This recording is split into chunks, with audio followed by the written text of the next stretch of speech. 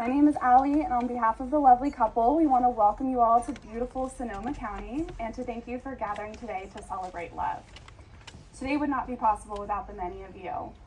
As some of you can attest, selecting the limited guests that can attend your wedding is an impossible task, but assures that each of you here tonight are exceptionally important to this couple. You've played various roles in raising these two into the people the other fell in love with, and in modeling love and commitment in the relationships of your own. Today is not only a celebration of the future of Adam and Meagan together, but it is a testament to all the love in their lives that have led them here to begin with. I feel like we need to start off today by acknowledging the obvious. So, Meagan, you look stunning. And Adam is handsome as ever. I can't think of a more perfect place to get married than this. Except maybe in a town that we could all actually pronounce. But between the view, the wine, and the couple, today is certainly a memory in the making. When Meagan and Adam asked me to officiate their wedding, I told them this would be the honor of my life to marry my amazing cousin. And since that's illegal, I guess I will marry this guy instead. No, but really, it means so much to me to tell you the story about this couple that I love so dearly. Even though they did deny my request to conduct today's ceremony with an Italian accent. Speaking of, we Italians have a phrase of good wishes that I want to teach you all today. The phrase per cent'anni means for 100 years, and it's common to hear per cent'anni at birthdays, anniversaries, and yes, weddings.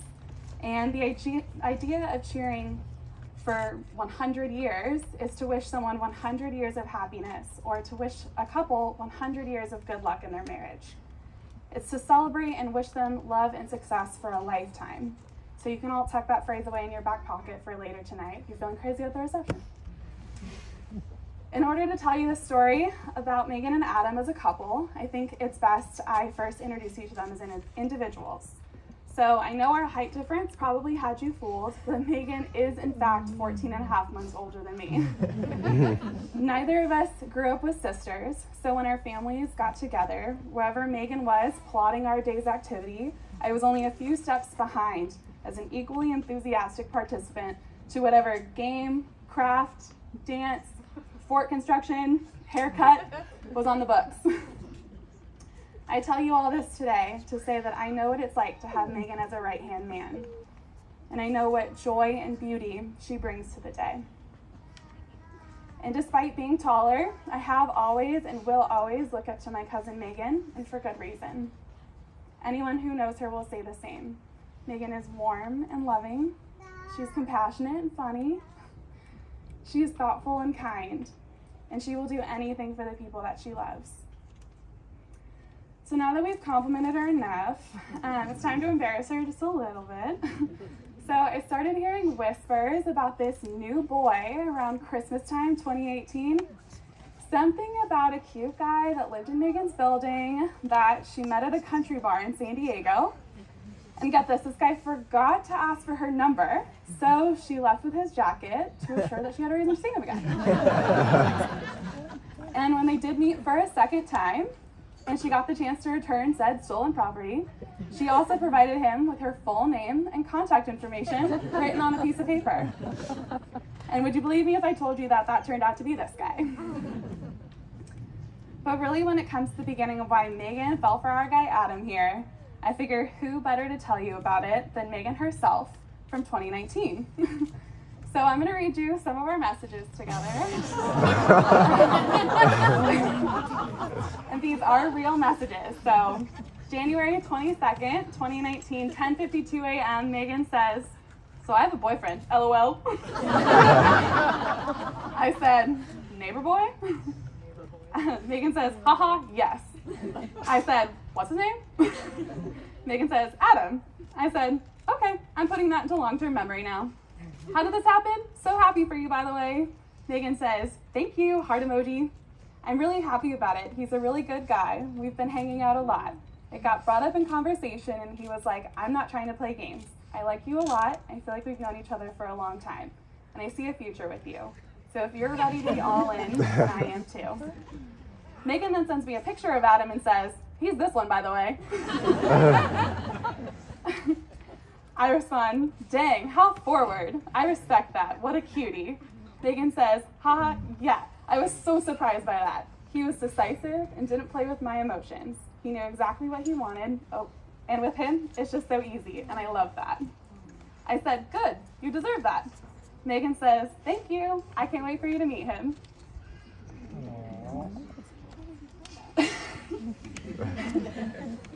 And now that I have met him and have had the pleasure of knowing him for 4 years, it's easy to see why Meagan fell in love so fast and was immediately confident in Adam's ability to be her forever partner.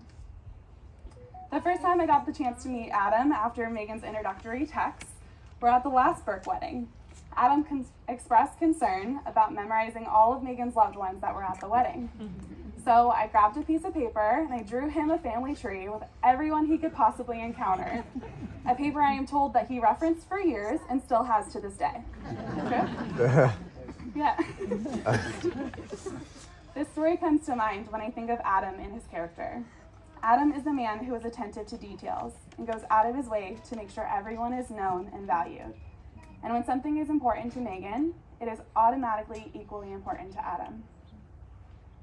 So I was lucky enough to have a front row seat to this relationship through Meagan, but when they asked me to officiate, I thought, now is my chance to be the nosy little cousin. So I asked Adam how it all happened from his perspective, to which he said, and this is a direct quote, no edits, I was at Moonshine Flats, standing on the second level, overlooking the dance floor, and I saw her walking across. I was immediately drawn to her. In a sea of people, it felt like there was a spotlight shining down just on her. Not long after, my friends and I walked down to the dance floor to cross paths with her and her friends. We started talking and hit it off, though to this day, I haven't a clue what was said. I was just so taken by how beautiful she was, and she immediately felt like home. Flash forward to exactly 3 years later from that day, Adam and Meagan are on a mountaintop in San Luis Obispo when Adam pulls out a piece of paper with Meagan's full name and contact information on it and says, this is the moment I knew you were the one, the second time we met. The first time we met, I had a feeling. The second time just confirmed it.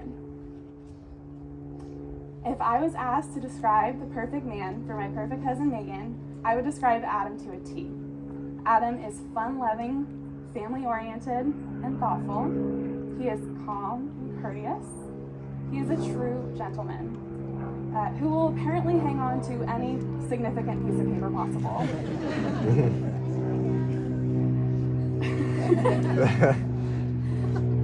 Like a bottle of the Burke Family Vineyard's finest Pinot Noir and a juicy steak, Adam and Meagan are a natural pairing.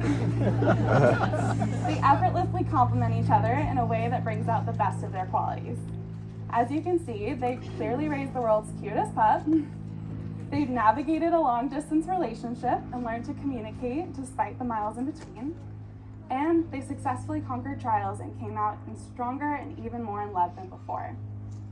Adam and Meagan really are the perfect team, and the relationship they built serves as the beautiful proof of their commitment and love.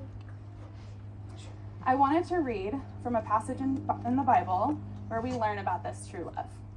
And just to give this verse a little bit of context, you should know that Jesus says this to his disciples, who are his besties, the night before he is crucified on the cross. He knows this is his final chance to tell his friends what they need to know, and this is what he decides to say. This is John chapter 15. My command is this: love each other as I have loved you. Greater love has no one than this, to lay down one's life for one's friends. I have called you friends, for everything that I learned from my Father I have made known to you. You did not choose me, but I chose you, and appointed you so that you might go and bear fruit, fruit that will last, and so that whatever you ask in my name, the Father will give you. This is my command: love each other. There are 3 things I want to point out about this passage. First, the type of love that Jesus talks about in his final moments is a selfless love. He says, love means giving up yourself and your own desires so that another may have theirs. And what could be more selfless than that? Second, the love he talks about is unconditional. It's no accident that Jesus doesn't say, love each other if they have been kind to you first, or love each other if you've had a good day. No, he says, love them without stipulations. Love them on days when they are careless with their words, and on days when they don't deserve your love at all. Unconditionally, he says, love each other. Finally, Jesus talks about love bearing fruit. He specifies fruit that will last. Here we learn that the selfless and unconditional love is eternal, and it lasts every day and every moment for a lifetime. Megan and I were blessed enough to grow up with an amazing example of this lifelong love. Our grandparents, Chuck and Rose, were soulmates. And while I'm sure they fought and had disagreements, at the end of the day, they were everything to each other, and they celebrated over 50 years of marriage together before my grandma passed. I'll never forget my grandma's last words to me: "Take care of Grandpa." Their love was selfless, their love was unconditional, and their love was eternal. And if there's anything I pray for this marriage, it's that Adam and Megan would know the love that Chuck and Rose had for each other for over 50 years, and that their life together would be full of as many moments of selfless love as our soulmate grandparents. Now, I'll be the first to admit that I don't know anything about being married, but it sounds really hard. So Adam and Megan, in the moments that sting, in the words that hurt, in the conversations that are challenging, I pray you remember the love you have for one another today. Nurture that love, communicate in that love, celebrate that love now and forever. And for the rest of your life, continue to love each other more than yesterday and less than tomorrow. I've heard people say that your wedding day goes by in a blink. So Adam and Megan, I'd encourage you now to take a deep breath and to look around at all of your loved ones who have gathered here today to celebrate you in your union. And as the night goes on, remember that September 30th, 2023 isn't what your life has led up to. Instead, it's only the beginning of your life together. May your marriage bring more days of joy, laughter, celebration, and love than you ever knew possible. Perch and Bunny. We will move now into the sharing of vows and exchanging of rings. Adam, you can repeat after me. I, Adam, take you, Megan. I, Adam, take you, Megan. To be my wedded wife. To be my wedded wife. I will share my life with yours. I will share my life with yours. And build our dreams together. And build our dreams together. Support you through times of trouble. Support you through times of trouble. And rejoice with you in times of happiness. And rejoice with you in times of happiness. I promise to give you respect, love, and loyalty. I promise to give you respect, love, and loyalty. This commitment is made in love. This commitment is made in love. Kept in faith. Kept in faith. Lived in hope. Lived in hope. And made new every day of our lives. And made new every day of our lives. Perfect. Megan, repeat after me. I, Megan, take you, Adam. I, Megan, take you, Adam. To be my wedded husband. To be my wedded husband. I will share my life with yours. I will share my life with yours. And build our dreams together. And build our dreams together. Support you through times of trouble. Support you through times of trouble. And rejoice with you in times of happiness. And rejoice with you in times of happiness. I promise to give you respect, love, and loyalty. I promise to give you respect, love, and loyalty. This commitment is made in love. This commitment is made in love. Kept in faith. Kept in faith. Lived in hope. Lived in hope. And made new every day of our lives. And made new every day of our lives. Adam and Megan will now exchange wedding rings as a symbol of their love and commitment to each other.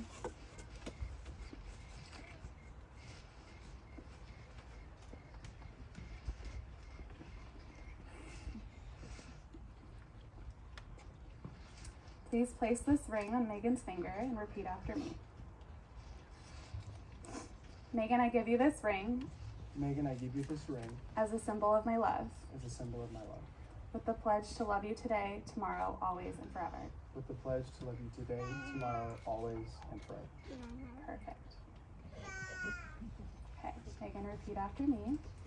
Adam, I give you this ring Adam, I give you this ring as a symbol of my love, as a symbol of my love, with the pledge to love you today, tomorrow, always, and forever. with the pledge to love you today, tomorrow, and forever.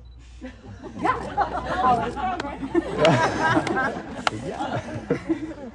And now, by the power vested in me by the state of California, I am delighted to officially declare you husband and wife. Adam, you may now kiss your bride.